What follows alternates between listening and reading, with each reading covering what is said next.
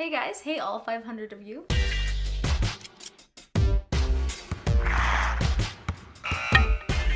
The video I made when I got 100 subscribers was more of a thank you, and of course you want to say thank you to all your subscribers, but I feel like that can get boring sometimes, so I'm going to spice it up a little bit with a bit of a Q&A. In absolutely no particular order, we'll start. If you had to choose one sport as your favorite, what would it be?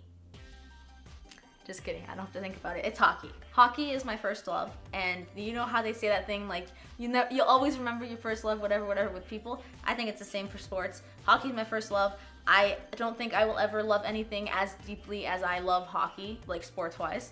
Well, people-wise too. When I first got into hockey, like hardcore got into hockey, I must have been like 12 and up. When I say hardcore, I mean I didn't miss a game for 4 years. I didn't miss a piece of a game for 4 years. So yeah, ever since I was 12, I have been busy basically every other night just watching games. If you had to watch the Leafs play a game in any NHL city besides Toronto, which would it be? Buffalo because it's cheap. Florida because it's cheap. No, I would actually love to go to Florida just for like a weekend when they play both Florida teams and just go to cheap games and enjoy the heat. I think it would be really fun to go watch Toronto versus Montreal in Montreal. I haven't done that yet. My cousin did that once, and I think it'd be fun to wear my Leafs jersey there and see what happens. What kind of different sport that is not so popular in Canada would you like to play or learn about? I don't know if it's popular in Canada or not. I don't think it is. Gaelic football. I've seen it a few times and it looks so fun. It's like the best thing in the world. It's a combination of like all the sports that I love put into one, and it's so fun, and I would love to learn how to play it. I don't know if I could, but I would love to learn how to play it, and I would love to learn more about it. What was the first Leaf game you ever watched, TV or in person? It's your choice. The first Leafs game I remember watching, I don't remember what team we were playing. I don't even remember the end score, but I remember vividly this moment in time because of the following reasons. I don't have a very good memory of my childhood. My mom always jokes like how she can remember more because I think I can only remember like me from when I was 12 and up. Like seriously, I cannot remember. I can be a few memories here and there, but I cannot remember more past that. So to get a few memories from when I'm like 5 or 6 or 7, that's like, I only have a few. So this is one of them. I remember, I must have been 5 because of where we were living at the time. My dad was watching the Leafs and I walked in, and in my mind it seemed like it was like 12 o'clock at night. I remember that, but knowing now it was probably like 8 o'clock or whatever. So the Leafs were losing 2-1, and then I sat down, I watched it a little bit, and then they scored, and my dad got so excited, and he was like, yeah, they tied.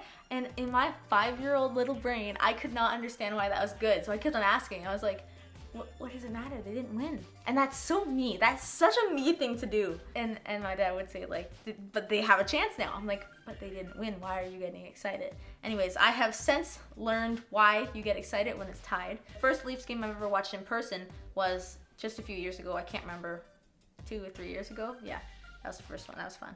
Moving on. Favorite sports movie. See, this one, I feel like I'm gonna get a lot of hate for this one, but I'm gonna say it anyways. The Love Guru, okay? It's funny that you asked this question because I just saw on Steve Dangle's Twitter that he went on this like bashing spree of The Love Guru, and basically he just said it was like the worst thing he's ever seen and how like it was just terrible. And I read that, I was like, that is my favorite movie of all time. What? I think that movie could not have been better. Like I don't think there was anything wrong with it. I don't think there was anything I would have changed to make it better. It was hilarious. It was well put. It was Mike Myers. It was the Leafs winning the Stanley Cup. How do you not like that? And I've known for years that it's had bad ratings, and I've never understood why. I thought maybe it was just like American people who didn't really get why hockey is so exciting for Leaf fans and stuff. But I don't think that's it. I just think people just genuinely don't like it, and I don't understand. It is in my top 5 movies ever. It is definitely my favorite sports movie. Please tell me someone in the comments enjoys it as well, because I've watched this movie a million times. No, to be real, I probably watched it 50 times, and I haven't watched it in a few years. I quote it every single day, and I plan on rewatching it just because of this question, because I'm like, whoa, I haven't seen it in a few years. I need to watch that again. It's that good. What's your favorite story in sports this year? I think it is when Tessa and Scott won gold at the Olympics after coming out of retirement, and the whole team won gold. I think that was a really great thing to witness. And my favorite story in sports of all time would have to be the golden goal, Sidney Crosby. I remember watching that game, and I remember seeing that goal, and I've never felt more patriotic since then, before then, or anything. That day, that moment in time, I was about to cry. We were cheering. I've never felt so patriotic since then. I don't know what that did to me, but that was my favorite moment of all time. Do you have any sports superstitions? Okay, this one's a good one because when I read it first, I thought, no, I don't have any. I could just skip this one. I don't have any. And then I really thought about it, and I don't know if I would call them superstitions, but I definitely have little things I do before, during, or after a game. One of the things I do that I have not noticed until recently, because of this question, is that I won't say shutout during a game. If we are close to a shutout, no matter what time, if there's 2 minutes left, if there's 5 seconds left, I won't say it. I won't say like someone getting an injury. I won't say it in a full sentence. I'll imply it, but I won't say it in a full sentence. In the playoffs. I'm just gonna say they're in the playoffs. We haven't clinched, but No. I think it's I don't want to jinx it though. Yeah, something could happen. Like Marner could get like sick or something. Well, for we a month. have. I mean, Okay, he's I so- don't want to say it out loud. I'm gonna have to say it out loud. I don't want to say it out loud, but Or something good could happen. Like the Zaitsev could get sick. if we didn't have Anderson, like if he got injured for some reason. Oh, don't you even say And that's all I'm going to say, period. That's a sentence. A weird one, or I guess a really common one, in my opinion, would be if they're doing bad, like if any of my favorite teams are doing bad, I will change up what I'm doing. So for instance, if I always wear my jersey during the games, I will not wear my jersey during the games on purpose because they're in such a bad streak. Now, let me just be clear that I know that this does nothing, but I still do it. Like, I know what I'm doing will not have any impact on the people actually playing and putting work into their game. I also have like the odd lucky sock or lucky jersey. That's a very good question. And for the question of the video, I would like to ask you guys if you have any superstitions. If you play sports, what are your superstitions beforehand, during the game, or after the game? Even if you're just a fan and you watch, what do you do? If you do anything. Yeah, I'm pretty sure you do something.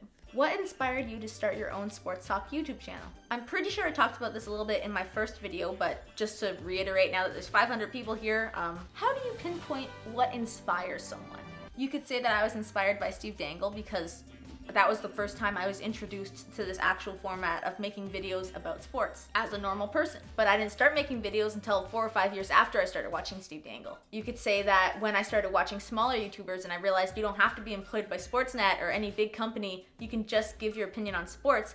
You could argue that those small YouTubers inspired me to make this. Or you could argue that the one comment on my comedy channel that said you should make a sports channel is the reason this is a thing. And I will go with that because I don't think you need much of a push when you already feel like you want to do something. If someone said, hey, go slap that guy in the head, and you don't want to, you're not going to do it. But if someone says, hey, go slap that guy in the head, and you really, really want to, you're like, you know what, that's just the motivation I needed. So I think that one comment is actually what pushed me over the edge, but I've been thinking about it way before that. But I used to post a bunch of sports videos on my comedy channel, but I limited myself because they were subscribed for comedy, and I didn't want to just put a video out like, hey, guess who got traded? So I made sure I only put out one, at most once a month. And I really wanted to make a channel about this, what I have now, but I guess I did need a little bit of a push. So whatever you want to take from that, whichever inspiration you want to take from that, that's good. Favorite sports memory of all time?